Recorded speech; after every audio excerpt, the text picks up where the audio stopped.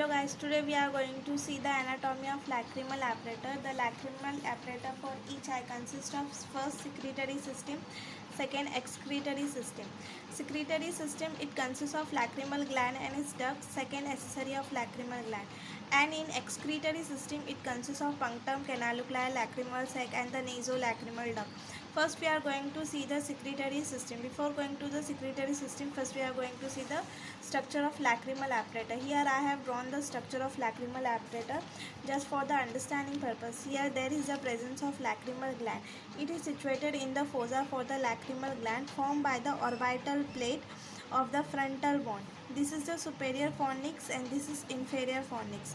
Here the upper and the lower lid margin, there is a small opening which called as punctum. This is superior lacrimal punctum, and here there is a inferior lacrimal punctum.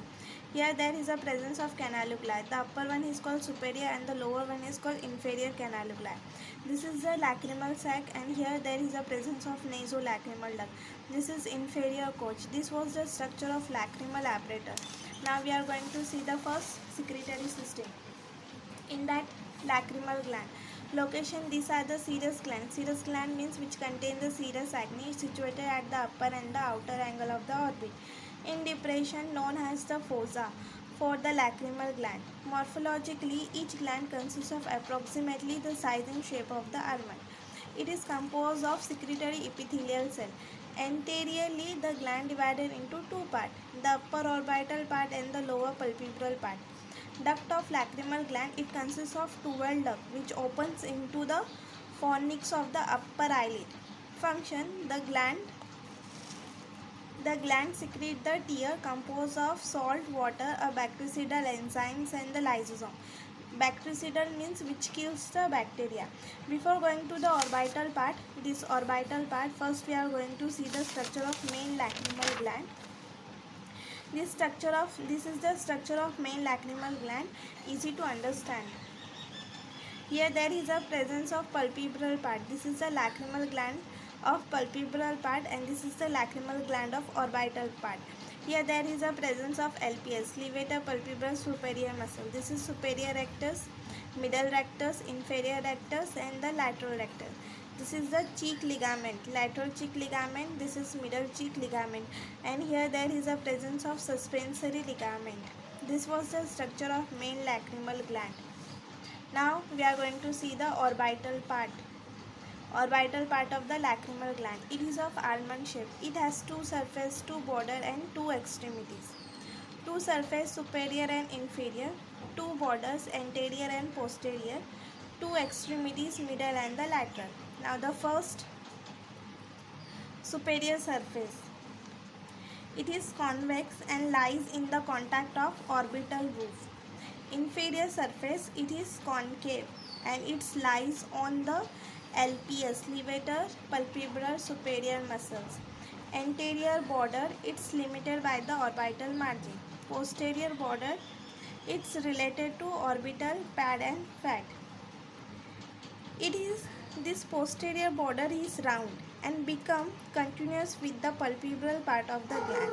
It lies in the contact with the orbital pad and fat. Now middle extremities, it's related to LPS and lateral extremities rest on the lateral rectus. In this structure, in middle there is a presence of LPS and laterally there is a presence of lateral rectus. Now we are going to see the second palpebral part of the lacrimal gland, 1/3 size of the orbital part, superiorly related to LPS and inferior to superior fornix. Now when the lid is everted, the gland can be seen in superior fornix of conjunctiva. The structure, it's easy to understand. This is the upper eyelid. Here there is a presence of LPS and this is the superior tarsal plate. This is the lacrimal gland of orbital portion and this is the palpebral portion and this is the superior fornix of the conjunctiva. When the upper eyelid is everted, we can able to see the lacrimal gland of palpebral portion in the superior fornix of the conjunctiva. Now we are going to Structure of lacrimal gland. It's a branch of tiboalveolar, which also called a serous acne gland. It's similar in the structure of salivary gland. Microscopically, it consists of granular tissue, stroma and strepa. Granular tissue, it consists of acne duct arranged in lobes and lobules. These lobes and lobules separate from each other by the fibrovascular strepa. This acne is linked by a single layer of pyramidal cell which is mounted on the basement membrane. This cell is surrounded by the flattened myoepithelial cell. Pyramidal cells are of serous type with eosinophil secretory granules and a round nucleus which is situated toward the base. These cells secrete tear and expel by the contraction of microfibril. Secretion of acne unit is drained by the connecting channel, begins with the intralobular and extralobular, lastly open into the duct. Now the duct is linked by a two-layer of epithelial cell. The inner lining which is formed by the thick cylindrical cell and the outer which is formed by the flattened cell. Now the second is the stroma of lacrimal gland. It is formed by the mesodermal tissue, contains connecting tissue, elastic tissue, lymphoid tissue, plasma cell, rich in nerve terminal and blood vessels. Here I have drawn the structure just for the understanding. This is the serous. Here there is a presence of myoepithelial cell. This is acnear, alveolar and tubular. And this is the combination of tiboalveolar. Here I have drawn the structure of lacrimal gland. This is the microscopic structure of lacrimal gland just for the understanding. Here there is a presence of duct. The inner is thick cylindrical and the outer is flattened cell. This is the ductile. This is myoepithelial cell and this is the acne. Now the blood supply. Internal carotid artery supplies to the ophthalmic artery and ophthalmic vein. This supplies to the lacrimal artery. This lacrimal artery is a branch of ophthalmic artery and ophthalmic vein. Sometimes the blood supply by the infraorbital artery, which is a branch of maxillary arteries. Lacrimal vein supplies superiorly to the angular vein.